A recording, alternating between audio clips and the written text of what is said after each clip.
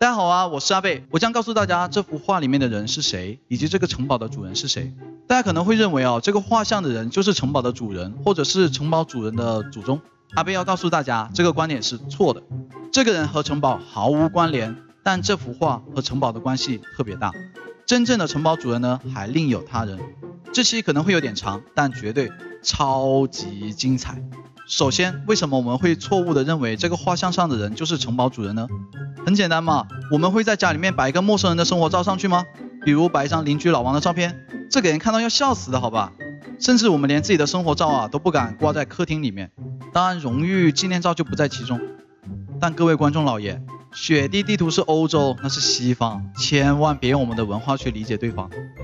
揭秘正式开始。在公元1631年，一名妇女找到了伦勃朗，她深知对方是欧洲最伟大的画家之一。她委托伦勃朗给自己58岁的商人爸爸画一幅肖像。为什么爸爸58岁就要给画像留念呢？因为17世纪的欧洲人当时平均寿命很低很低，我查不到准确数值，所以取了网上的中间值45岁。换算过来，这个人的寿命接近于现在的100岁吧。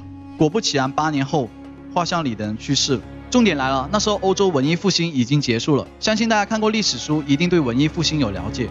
文艺复兴之前，那个叫欧洲黑暗中世纪，欧洲人以神为中心这是神的旨意。文艺复兴之后，欧洲人说，你们这些画像太古板了，都是神，我们要以人为中心，人是很美好的。这一点非常有意思，跟我们的文化呢差异很大。我们的文化之一是谦虚，认为人跟天和地相比是很渺小的。挂上自己的画像，如果自己不是什么超级显赫的人物，那叫自大，那叫自恋。所以我们喜欢画山水。所以我开头才说，我们文化里面是很难接受把一个不认识的普通男人画像放在自己家里面的。但西方不同他们的人物画像和我们的山水概念接近嘛，是一种美的艺术品。艺术品怎么就不能摆家里面了？这就叫中西方文化差异。接着更精彩的地方来了，各位，雪地的城堡是有现实原型的，现实原型是立陶宛的特拉凯城堡。我们直接查阅百科就能知道谁是它的主人了，好吧？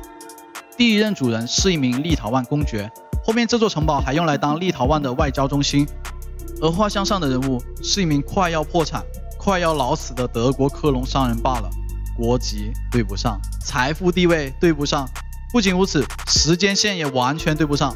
我强调过了，这个画像是1631年画的，而根据历史记载，特拉凯城堡在1511年到16XX年之间，政府是把它当成监狱用的。之后因为战乱被破坏成一片废墟，19世纪也就是18XX年才开始重建。那么相信有观众就忍不住想吐槽，阿贝，那怎么解释这个城堡和画像的关系啊？各位，关系可大着呢。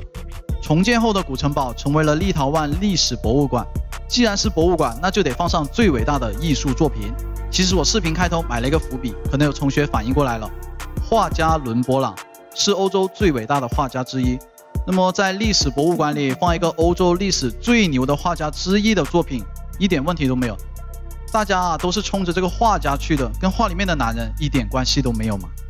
最后阿贝认为，想要揭秘找到答案，一定不要用我们的文化价值观去看待对方，而应该用对方的文化价值观去看待，这样很多真相就会浮出水面了。本期视频所参考的资料大家皆可查证真实性，让我自夸一下，我自认为还是蛮良心的。嘿，如果您喜欢本期视频，那么帮忙点个赞，收藏支持一下。阿贝会一直更新这种风格的吃鸡揭秘视频，别忘了关注我哟。我们评论区见。